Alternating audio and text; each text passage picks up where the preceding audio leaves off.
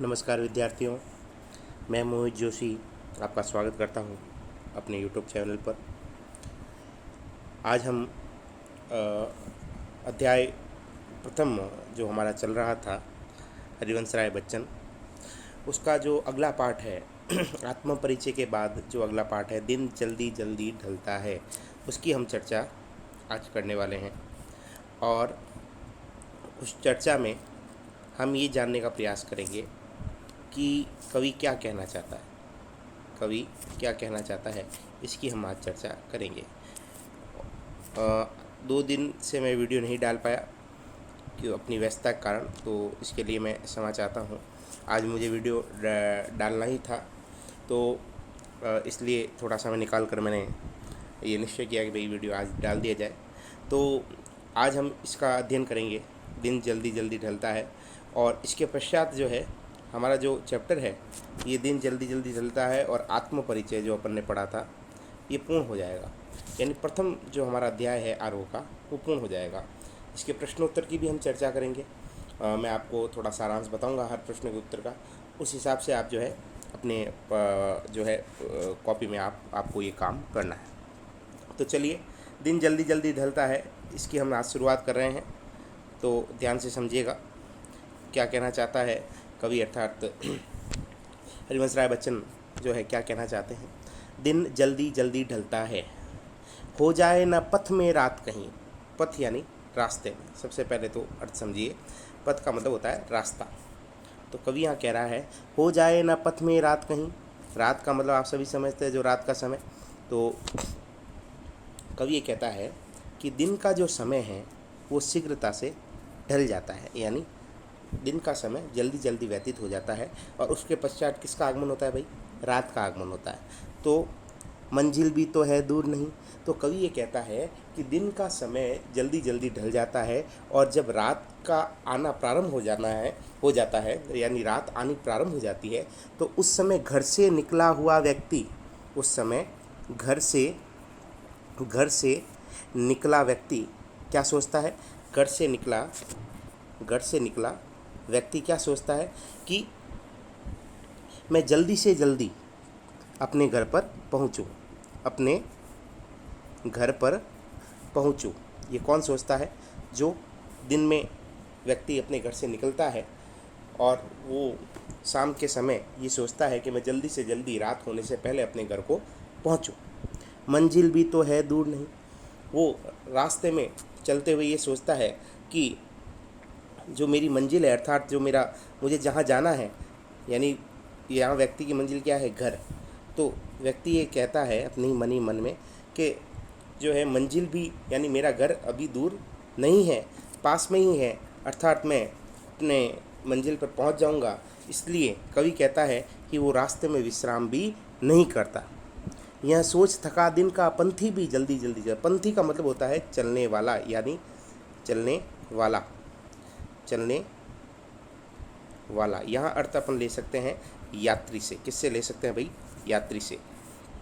तो कवि कहता है यह सोचकर कि मंजिल दूर नहीं है, ठीक है जी, मंजिल दूर नहीं है, कुछ ही दूरी पर मेरी मंजिल है, इसलिए यह सोच थका दिन का पंथी भी जल्दी जल्दी चलता है। इसलिए कवि कहता है कि वह सारा दिन थका होने के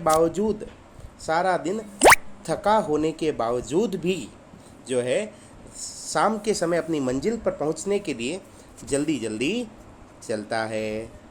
दिन जल्दी जल्दी ढलता है। यहाँ पर कवि कहता है कि जो है दिन का समय जल्दी से ढल जाता है। अर्थात अब ये पैरा जो मैंने आपको समझाया है, इसका मूल अर्थ क्या है? ये तो इस कविता का जो है अर्थ मैंने आपको पंक्तियों का अर्थ बताया। मूल भाव क्या है, यानी मूल चीज़ क्या कहना चाहता है कवि, क्या समझाना चाहता है हमें? कवि ये कहना चाहता है कि हर व्यक्ति ये चाहता है कि कठिनाइयों के चक्कर में पड़ने से पहले, माया के चक्कर में पड़ने से पहले, कठिनाइयों के चक्कर में पड़ने से पहले वो अपनी मंजिल को प्राप्त कर ले। किसको प्राप्त कर ले भाई? मंजिलों को प्राप्त कर ले, यानी अपने लक्ष्य को प्राप्त कर ले। तो कवि कहता है कि व्यक्ति ये चाहता है कि जब मतलब कवि ये कहता है कि व्यक्ति यह चाहता है अपने जीवन में कि वह कठिनाइयों और माया के चक्कर में पड़ने से पहले अपने जीवन के लक्ष्य को प्राप्त कर ले। तो इसका तो मूल अर्थ तो यही है, और ये मूल भाव जो अभी मैंने पंक्तियाँ बोली है, ये पूरा सारांश लिखने के बाद में आप ये लिखोगे, अर्थात कवि कहता है, ये जो मैं अभी बता रहा हूँ आपको, ये मूल भाव है।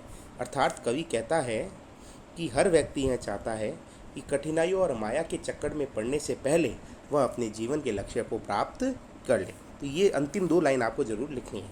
मैं इसका वापस आपको एक बार अर्थ बता देता हूँ। कवि कहता है, हो जाए ना पथ में रात कहीं। कवि कहता है कि दिन के समय निकला हुआ व्यक्ति जब रात को अपने घर के लिए जाने के लिए निकलता है, यानी अपनी मंजिल पर पहुंचने के लिए निकलता है, तो वो यही सोचता है कि मंजिल भी तो है दूर नहीं, तो वो यही सोचता है कि मेरी मंजिल जो है वो बहुत ही नज़दीक है, यानी वह शीघ्रता से अपनी मंजिल पर पहुंच जाएगा, यानी उसकी मंजिल जो है वो कुछ ही दूरी पर स्थित है, कुछ भी आप लिख सकते हैं। इसलिए यह सोच थका दिन का पंथी भी जल्दी जल्दी चलता है। यह सोचकर कि उसकी मंजिल जो है थोड़ी ही दूरी पर है, इसलिए वो सारा दिन थका होने के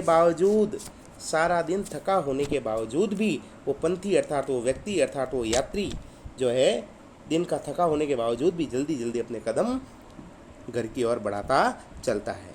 अर्थात कवि ये कहना चाहता है कि व्यक्ति यह चाहता है अपने जीवन में कि वह कठिनाइयों और माया के चक्कर में पड़ने से पहले अपने जीवन के लक्ष्य को प्राप्त कर ले। ठीक है जी, ये आपका पहला पैरा है। तो दूसरा जो पैरा है, यहाँ पर भी जो है मूल अर्थ दूसरा आ रहा है, लेकिन जो पहले पंक्तियों का अर्थ है उसको हम समझते हैं। पंक्ति का अर्थ क्या है कि बच्चे प्रत्याशा यानी इंतजार, यानी इसका अर्थ एक और आ रहा है, वो है प्रतीक्षा। 2 अर्थ यहाँ पे आप लगा सकते हो, इंतजार और प्रतीक्षा। तो कवि यहाँ क्या कहता है, बच्चे प्रत्याशा में होंगे। किसके बच्चे अभी नहीं बताया गया। नीड़ों से झांक रहे होंगे, नीड़। अब यहाँ नीड़ से अर्थ आप क्या लगा सकते हो कि नीड़ पर किसके बच्चे रहते हैं, चिड़िया के। भाई घोंसला कहाँ होता है चिड़िया का, नीड़ पर, यानी पेड़ों पर। ठीक है ना। तो यहाँ से अब अर्थ निकलेगा कि चिड़िया के बच्चे भी जब दिन ढल जाता है और चिड़िया जब दाना चुगने के लिए अपने घोंसले से निकलती है और शाम के समय जब तक वापस नहीं आती, तब तक उसके बच्चे भी इसी आशा में पेड़ों से झांकते होंगे कि उनकी माँ कब तक जो है वापस घोंसले में आएगी। तो कवि कहता है कि रात होने से पहले, इन 2 लाइनों का अर्थ बता रहा हूँ मैं। रात होने से पहले जिस प्रकार चिड़िया के बच्चे चिड़िया के आने की आशा लगा कर रखते हैं और पेड़ों से उसके आने की प्रतीक्षा में जो है झांक रहे होते हैं, उसी प्रकार व्यक्ति के बच्चे भी, अर्थात उसी प्रकार घर से निकले व्यक्ति के बच्चे भी शाम के समय ये आशा लगाए रखते हैं कि उसके बच्चे ये आशा लगाए रखते हैं कि जो व्यक्ति घर से गया है वो वापस घर कब तक आएगा। अब वापस मैं अर्थ आपको समझाता हूँ। बच्चे प्रत्याशा में होंगे, नीड़ों से झांक रहे होंगे। पहले तो हम इन 2 लाइनों का अर्थ करते हैं। कवि कहता है कि रात होने से पहले जिस प्रकार चिड़िया के बच्चे चिड़िया के आने की आशा में बार बार अपने घोंसलों से बाहर झांककर माँ का इंतज़ार करते हैं। ठीक है जी। यह ध्यान परों में चिड़ियों के भरता कितनी चलता है, उसी प्रकार चिड़िया भी, जिस प्रकार बच्चे प्रतीक्षा करते हैं उसी प्रकार चिड़िया को भी चिंता है। क्या चिंता है कि चिड़िया भी अपने पर, यानी जो उसके पंख होते हैं, चिड़िया के पंख होते हैं, तो उसी प्रकार जो है चिड़िया भी अपने छोटे छोटे पंखों के द्वारा जो है शीघ्र से शीघ्र अपने घोंसले में पहुंचना चाहती है, क्योंकि उसको भी चिंता होती है कि उसके भी बच्चे उसकी प्रतीक्षा कर रहे होंगे। दिन जल्दी जल्दी ढलता है। कवि कहता है, अब यहाँ पर मैंने इनका तो अर्थ बता दिया आपको, अब मूल अर्थ जो है वो अलग है, तो इन पंक्तियों का अर्थ लिखने के बाद मूल अर्थ आपको क्या लिखना है ठीक उसी प्रकार कवि ये कहता है कि ठीक उसी प्रकार यात्री के बच्चे भी, यात्री कौन, जो व्यक्ति दिन में घर से निकलता है, उसके बच्चे भी बार बार अपने घर के बाहर रास्ते को झांकते रहते हैं। जिस प्रकार चिड़िया के बच्चे झांकते हैं ना पेड़ों से, उसी प्रकार उस यात्री के बच्चे भी उसकी प्रतीक्षा में घर के रास्ते को जो है झांक रहे होते हैं, देख रहे होते हैं कि यात्री कब तक घर पर पहुंचेगा, अर्थात कब तक अपनी मंजिल पर आ जाएगा। और यात्री भी जल्दी जल्दी अपनी मंजिल पर पहुंचने का प्रयास करता है। जिस प्रकार चिड़िया भी जो है अपने चंचल पंखों को भरते हुए ये चिंता लगाए रहती है कि उसके बच्चे उसकी प्रतीक्षा कर रहे हैं, उसी प्रकार व्यक्ति भी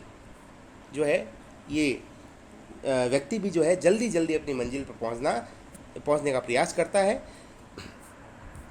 उसको भी ये चिंता होती है कि उसके बच्चे उसकी प्रतीक्षा कर रहे होंगे। ठीक है जी, तो ये दूसरा पैरा है। अब हम बात कर लेते हैं अंतिम पैरे की।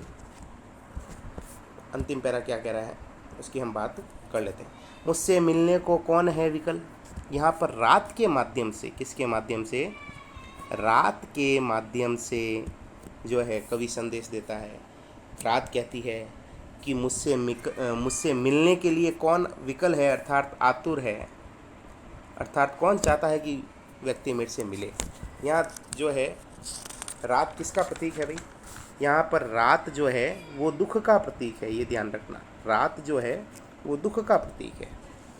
तो यहाँ पर कवि कहता है मुझसे मिलने को कौन है विकल। कवि रात के माध्यम से ये कहना चाहता है कि जब रात होती है और रात कहती है कि ऐसा कौन है जो मुझसे संपर्क करना चाहता है या मुझसे मिलने के लिए उत्सुक है। विकल का मतलब उत्सुक। ठीक है जी, तो यहाँ पर कवि कहता है कि रात के माध्यम से कहने का प्रयास करता है कि ऐसा कोई भी व्यक्ति संसार में नहीं है जो है रात से मिलने के लिए आतुर हो।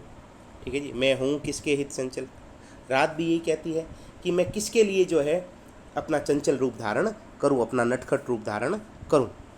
यह प्रश्न शिथिल करता पद को कवि कहता है कि जब ऐसे प्रश्न कविता में होने लग जाते हैं तो कविता थोड़ी धीमी पड़ जाती है। शिथिल यानी मंद पड़ जाना, मंद पड़ जाना, धीमी पड़ जाना। तो जब ऐसे प्रश्न कविता में होने लग जाते हैं तो कवि कहता है कि कविता क्या पड़ जाती है, धीमी पड़ जाती है। बढ़ता उर में विहलता है। उर यानी उर का मतलब यहाँ पर है हृदय से। उर का मतलब क्या है भाई, हृदय से। तो जो है कवि कहता है यह प्रश्न शिथिल करता पद को, बढ़ता उर में विहलता है। विहलता यानी दुख भर देता है। ऐसे प्रश्न हृदय में क्या कर देते हैं, दुख को भर देते हैं। ठीक है जी, तो यहाँ पर दिन जल्दी जल्दी ढलता है। यहाँ पर कवि कहना चाहता है कि ऐसा कोई भी व्यक्ति नहीं है जो है, ऐसा कोई भी व्यक्ति, मूल अर्थ जो है मैं अभी आपको मूल अर्थ बता रहा हूँ इसका। कवि कहता है, अर्थात कवि कहता है कि ऐसा कोई भी व्यक्ति नहीं है कि जो दुखों का इंतज़ार करता हो। ठीक है जी, ऐसा कोई भी व्यक्ति नहीं है जो दुखों का इंतज़ार करता हो, जो अपने लक्ष्य को प्राप्त करना नहीं चाहता हो। ऐसा कोई भी व्यक्ति संसार में नहीं है। ठीक है जी, इसलिए कवि ये चाहता है कि सारे व्यक्ति जो है अपने लक्ष्यों को जल्द से जल्द या जल्दी से जल्दी, शीघ्रताति शीघ्र प्राप्त कर लें। क्योंकि सुख का समय क्या होता है, सुख का समय कम होता है और रात अर्थात दुख का समय अधिक होता है। दुख का समय क्या होता है, अधिक होता है। इसलिए कवि क्या चाहता है कि सभी व्यक्ति अपने लक्ष्य को जल्दी से जल्दी प्राप्त कर लें। तो ये आपके जो भाई पैरा है, तो इसको जो है आपको जल्दी से जल्दी इसको पढ़ना है। और प्रथम चैप्टर अपना पूरा हो गया। क्वेश्चन आंसर को लेके मैं अगला वीडियो डालूंगा जल्दी। तब तक के लिए धन्यवाद। जय हिंद, वंदे मातरम।